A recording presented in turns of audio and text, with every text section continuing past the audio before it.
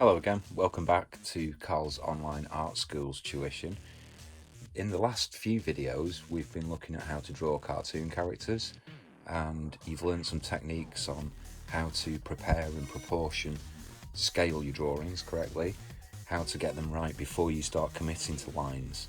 And then in the last video we looked at how to use those cartoons to use colour technique to bring them to life. And one of the things that I mentioned in that video was, in terms of bringing your characters to life, was to look at putting them into situations where you could have them doing something, actions, running, jumping, or holding something. And we also talked about expressions, character expressions. So I'd like to do a little short video today just to get you thinking about how to start to bring your characters to life. But what we'll need today, just the basics: sharpener, rubber and a sharp pencil, and some paper. And the skills you'll be learning today: experimenting with different shapes, playing around with your character's facial expressions, and trying out different ways of trying to show how your different cartoon characters show their feelings and their emotions and express themselves. Now then, one of the characters that we drew out originally was Morty, and you can see that he's quite sad or worried in this picture. Let's just try and repeat that face here then, so I'll start at the top of the page. One of the reasons I've picked Morty is just because of the simplicity of this character. Nice simple circle. You can find his ear somewhere around here. One eyeball kind of protruding out from the side of the face. And there's a kind of diagonal, isn't there, to follow. We can put some construction in there to help us. Get that eye in the right place first.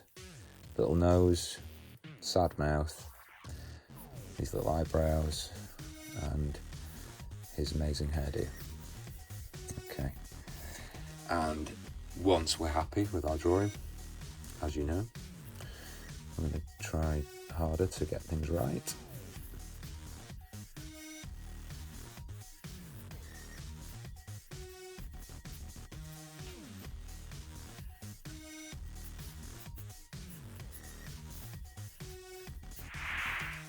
And as you know, when we're happy with the drawing, we're going to rub out all those sketchy marks, and we're going to draw it in neatly, or colour it in and then outline with ink. But that's just one angle and one expression. So let's have a look at, for example, what would Morty look like perhaps if he was facing more towards us. We're going to start off again with that simple round shape, just very lightly.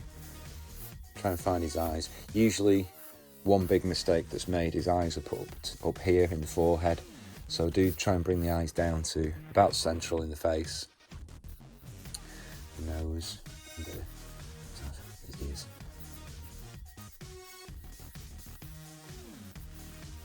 And one of the expressions that they do on Rick and Morty so well, the artists do, is this kind of funny sort of like pout, this like gormless kind of pout that they do. It's quite, I like it. Okay, as always, once we've got positioning correct, we can start the drawing.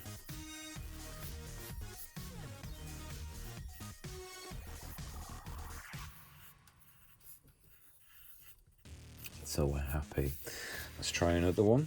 So, simple circle, nice light sketch layout.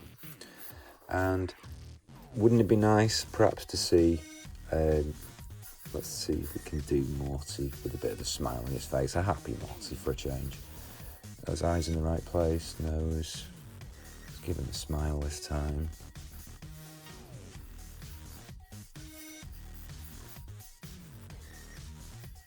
That amazing hair, something like that.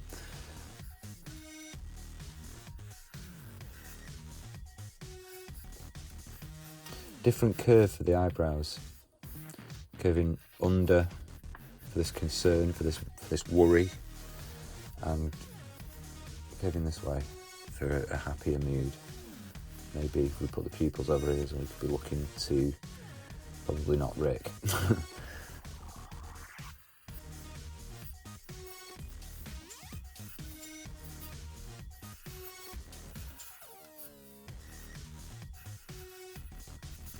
Okay, and your character's a little bit happier. Let's try something else then.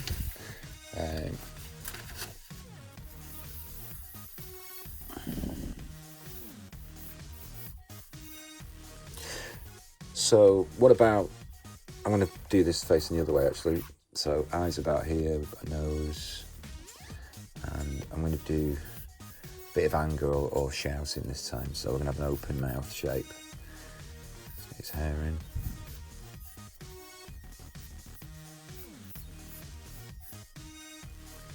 And I'll just do this big, wide.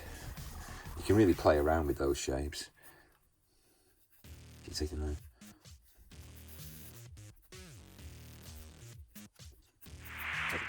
Do a bit cross-eyed like that. Maybe he looks a little bit scared actually, maybe he's shouting for help, so maybe a bit of sweat coming out of him as well, like so.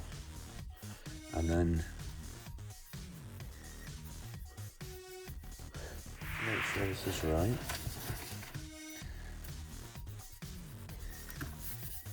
Let's bring that brow over so it cuts off, so it's coming on top of the eye like that. Okay, and you know the rest.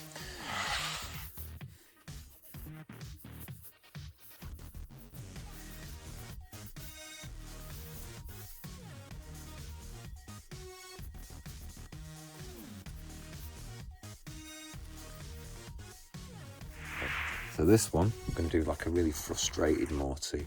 So he's kind of, his mouth's tucking in, his lips gone really thin, he's not happy at all, maybe he's probably angry at Rick. These eyebrows, again, this time they're angry eyebrows, they're pointing downwards towards the nose, but again they're coming over the shape of the eye. And again we've got this kind of squinting over the eye. Okay, we've got very frustrated anger building up there. Maybe Morty completely loses the plot. What I'm going to do is I'm going to raise his, so his head's kicking back. So I'm going to put his ears right down here. Suggestion of the hair. And then at the top here, as if we're looking up his nostrils, the bottom of his nose there.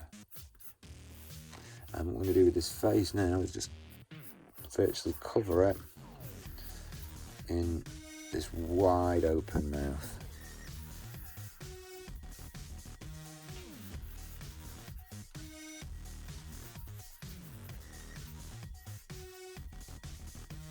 Okay, we can see right at the back, you can just see his tonsils.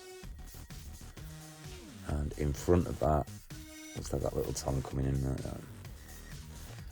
Okay. I mean, maybe you might want to have some shouty actions coming out of there as well, and then you could have some text.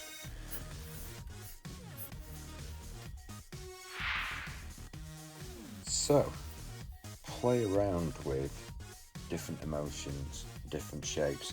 One way to do this is just to try out perhaps like different mouth shapes. Okay.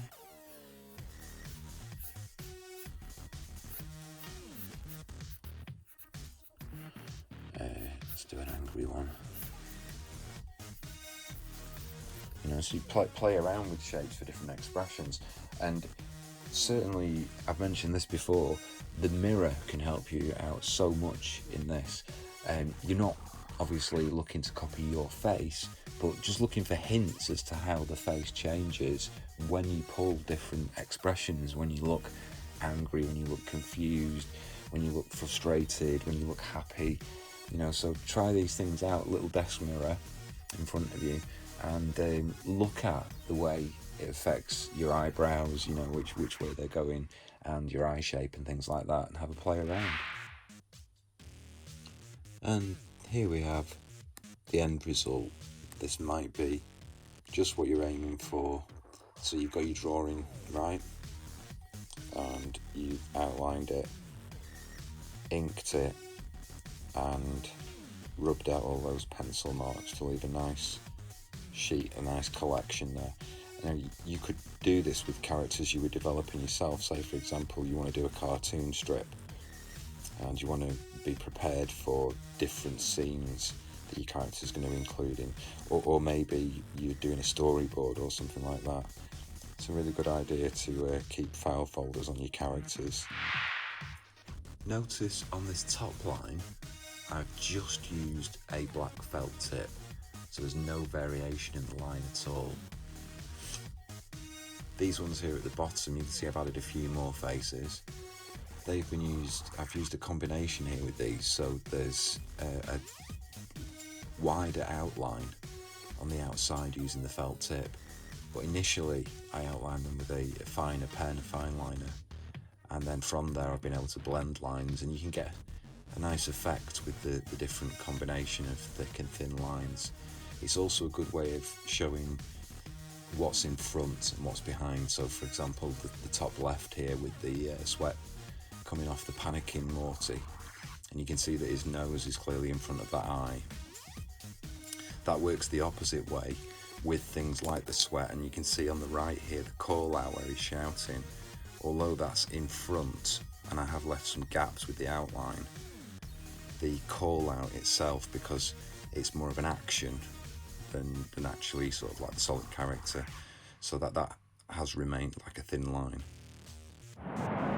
Once again, enjoy yourself, and please do send in and share with us some of your work based on these characters, or maybe you've designed some cartoon characters of your own, which would be even more interesting to see. Okay, that's it for now. Next time we'll look at some of those tricky things that we mentioned, like hands and feet, and how to try and get those right. But for now, stay safe, and I'll see you next time.